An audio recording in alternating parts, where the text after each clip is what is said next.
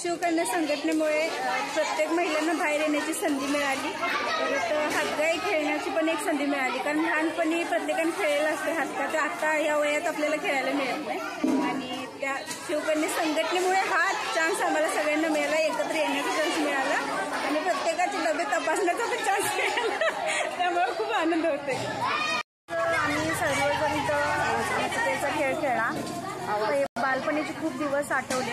आम्ही बालपणात जाऊ शकत नाही, पण आता हे खेळ सगळे खेळलो, खूप छान वाटलं। असेच खेळ राहू दे, आम्हाला बालपणाची आठवण येत राहू दे अशी इच्छा आहे। सविता मॅडमांचे खूप आभार मानते मी की त्यांनी हे नियोजन केलं आणि असंच महिलांचे बालपणीच्या आठवणी पुढच्या सगळ्या खेळामध्ये येत राहू। थँक्यू।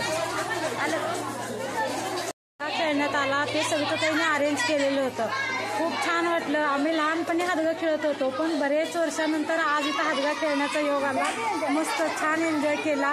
आपण असं हादगा खेळत राहिलो तर पुढच्या पिढीला मुलांना माहीत होणार आहे हा नक्की पारंपरिक खेळ आहे। मस्त छान गाणी वगैरे ऐकून किरापत आणलेले आहे, डबे प्रत्येकाने आणलेले आहेत, खूप छान मस्त एन्जॉय केला। असाच पुढे चालत राहू दे, तरच पुढच्या पिढीला हा खेळ माहीत होणार आहे।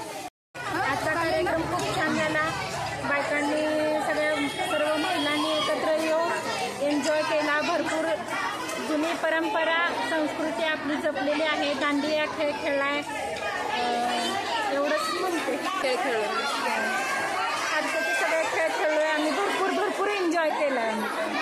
मला जुन्या आठवणी माझ्या जागृत झाल्या, जो जुनी लहानपणीचा खेळ खेळला त्याची आठवण झाली। एन्जॉय केला आणि हादगा हा प्रकार फक्त स्मरणात होता, आता तो अक्षरशः मी प्रत्यक्षात एन्जॉय केला. शेव तिखट आहे का गोड आहे? तिखट शंकरपाळी नाही, तिखट नसते. चकली चकली ते गोल असते ते चक्कर नाही. तिखट शेव बुंदी जरा जवळ सांगा की काय तर गोल आहे का चौकोन आहे? गोड आहे. गुलाबजाम घेऊन या पुढच्या वेळी येतात. पुढं गोल आहे का तिखट म्हटलं? गोड आहे का तिखट आहे? गोड आहे.